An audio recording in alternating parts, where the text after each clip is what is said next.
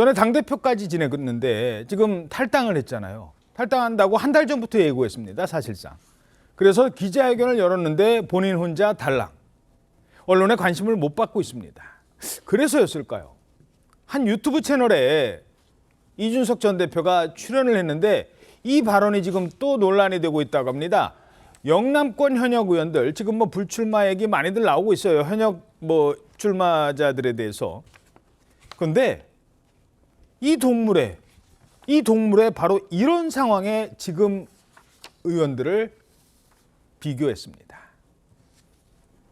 도축장에 가보면 이게 되게 이제 좀 웃긴 상황이 뭐냐면은 네. 앞에 소가 어떻게 죽는지를 뒤에 소가 못 보는 게 되게 중요한 거거든요. 도축장에 하나씩 입장하고 있는 거예요. 앞에 소가 어떻게 가는지 모르니까 다들 나는 아니겠지? 예. 이런 거 하고 있는 거죠. 영남 60명 중에 40명 칠 거라 봅니다. 도축장에 끌려가는 소. 글쎄요.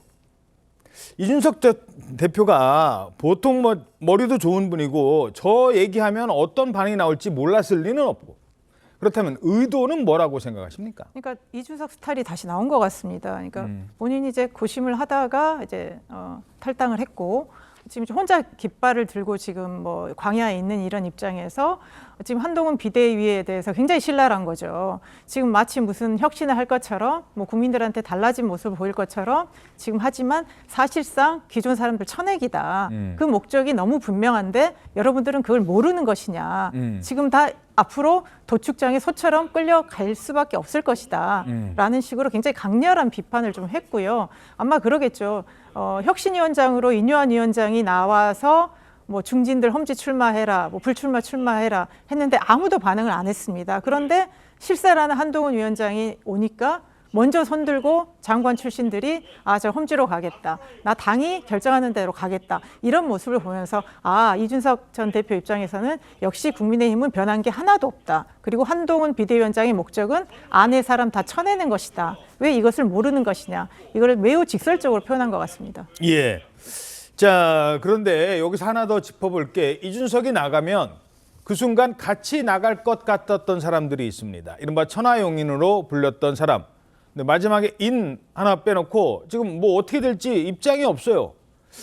일단 최지원 기자, 그중에서 이제 천하람 전 최고위원 그때 지금 어떻게 할 건지 같이 따라갈 건지 말 건지 아직 입장이 안 나왔는데 오늘 뭐 입장을 밝힌다고요? 예, 아마 10시에 이제 회견을 통해서 탈당에 대한 설명을 할 걸로 보이는데요. 오늘 국민의힘을 탈당한다면서 이준석 전 대표가 차린 가칭 개혁신당 창당준비위원회의 위원장을 맡아서 여러분과 함께 새로운 미래를 꾸리겠다 이런 식의 입장 표명을 내놓을 걸로 알려지고 있습니다.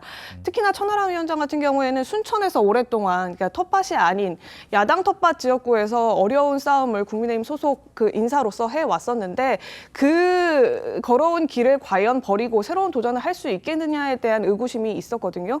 그래서 결국에는 이준석 전 대표의 팀이 와해되는데 기폭제 역할을 천하람 위원장이 할 수 있는 것 아니냐 이런 얘기가 많았었는데 결국 오늘 이런 결단을 내리게 된 거고요. 마찬가지로 천하용인 멤버 가운데 한 명인 이기인 도의원도 오늘 도의회에서 기자회견을 오후에 갖는다고 하는데 마찬가지로 탈당에 대한 입장 표명이 있을 걸로 예상되고 있습니다. 자, 지금 뭐 허은하 의원 같은 경우는 이제 뭐 비례대표이기 때문에 탈당하면 의원직을 바로 상실해요. 뭐 그런 걸 고려하더라도 그래도 당대표까지 지낸 사람이 탈당을 한 달 전에 예고한 탈당을 하는데 뒤에 한 사람도 없어요.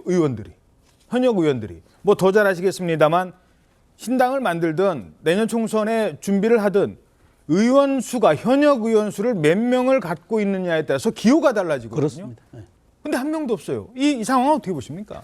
그래서 저는 이준석 대표가 이런 좀 센 워딩을 하는 조급함, 그다음에 그런 어떤 초조함의 발로가 아닌가 싶은데 2월 중순이 되면은 그때 중앙선거관리위원회가 당을 신청하거나 기존에 있는 당의 기존 의석수를 바탕으로 기호를 배정합니다. 그게 아마 2월 15일이 아마 가이드라인이 될 텐데요. 예. 그 전까지 이제 물론 이준석 전 대표가 이른바 낙엽죽기 형식으로 국민의힘에 탈당한 사람들을 뭐 받아들여서 하겠다.